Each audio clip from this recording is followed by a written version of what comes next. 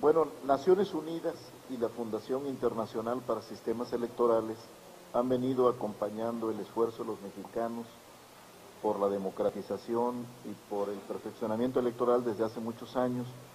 Qué bueno que los primeros con los que nos reunamos son los que ya conocen bastante de la realidad mexicana, porque recordando a nuestro común amigo Dieter Nolen, el contexto hace la diferencia. Las instituciones pueden ser válidas en cualquier lado, pero el contexto, que es historia, que es cultura, que es práctica política, que es correlación de fuerzas, es lo que le da el contenido verdadero. Cuando empezamos a plantearnos darle legitimidad a nuestro sistema electoral, porque la famosa caída del sistema lo había puesto en crisis, junto con otros muchos elementos, representatividad del sistema de partidos, establecimos unos principios rectores de la función electoral que originalmente dijimos que era certeza, legalidad, imparcialidad, objetividad y profesionalismo. En una segunda generación dijimos que era legalidad, imparcialidad, independencia, objetividad, desde luego certeza, suprimiendo profesionalismo porque no es un principio propiamente dicho. Lo que no hemos dicho, pero bien lo saben nuestros amigos aquí presentes, es que el principio de los principios rectores de las elecciones mexicanas es la desconfianza.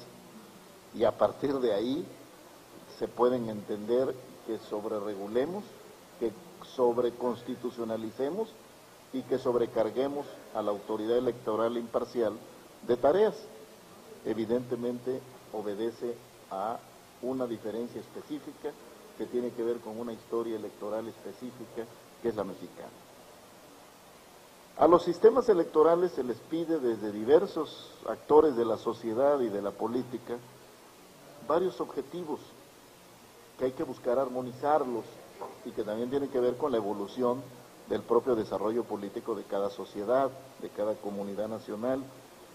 Por ejemplo, los organismos internacionales, los financieros, los gobiernos quieren que los sistemas electorales den gobernabilidad, que lo que produzcan es mayorías en el Congreso y a que se sacrifiquen otros objetivos.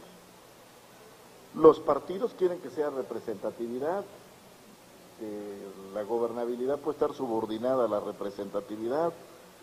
Unos y otros quieren legitimidad y la ciudadanía quiere participación. Y no siempre se logran armonizar y tienen que ver con el momento que va viviendo el desarrollo democrático de un país. Si nosotros partíamos de una situación de superávit de gobernabilidad con un partido hegemónico, pero con déficit de representatividad y de legitimidad y de participación, era claro que teníamos que fortalecer un sistema de partidos, no le íbamos a poner a un partido hegemónico ciudadanos llaneros solitarios. Veámoslo como un asunto de transición. Ahora el reclamo de participación ciudadana está muy presente. Quizá este objetivo tenemos que darle en nuestro sistema electoral formas de expresión y de canalización. Hay que decir que los partidos mexicanos no obligan a ser afiliados para ser postulados. Por eso la figura de los candidatos externos, que evidentemente no ha bastado.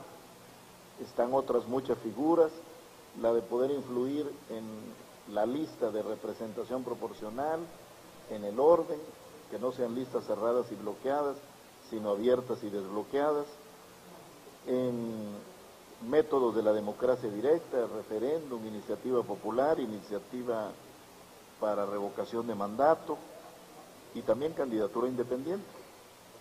Hay que ponderarlo, armonizándolo con los demás objetivos. Si un presidente de la República con un partido sin mayoría tiene problemas para construir acuerdos en el Congreso, imaginémonos a un candidato independiente que gane la presidencia y que no tenga ni diputados ni senadores.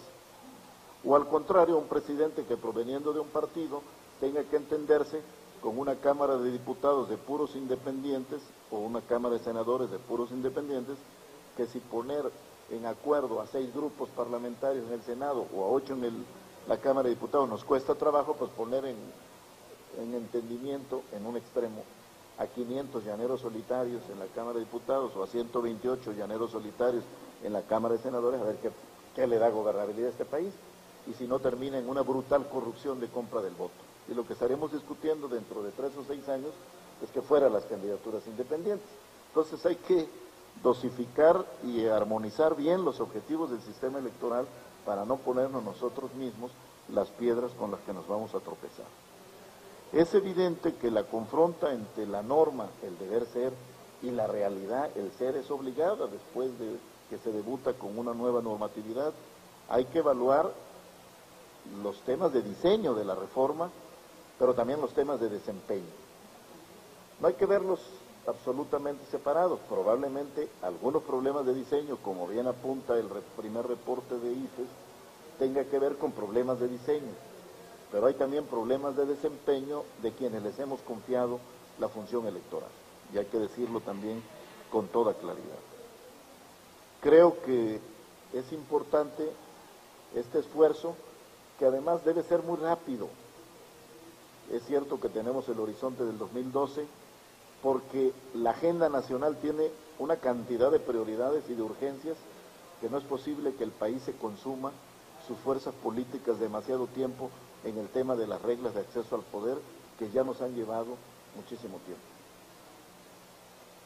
No digo que no sean importantes, son claves para la legitimidad del régimen político que estamos construyendo, pero hay otras urgencias nacionales, aquí lo han mencionado otros senadores, Escobar, Delgado, Beltrones, Navarrete, que tenemos que atender también, que no pueden quedarse subordinado a que seamos obsesivos y recurrentes en el tema electoral.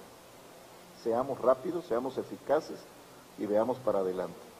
Yo coincido con el senador Navarrete, que entiendo mi participación en este grupo para avanzar y para perfeccionar, no para retroceder ni para hacer una contrarreforma de las buenas cosas que hemos logrado en 2007-2008, como también lo planteó el senador Beltrón. Y en ese sentido vamos a echarle ganas todos. Pues como todos ustedes observarán, en la ruta del 5 de julio una evaluación o una primera evaluación sobre los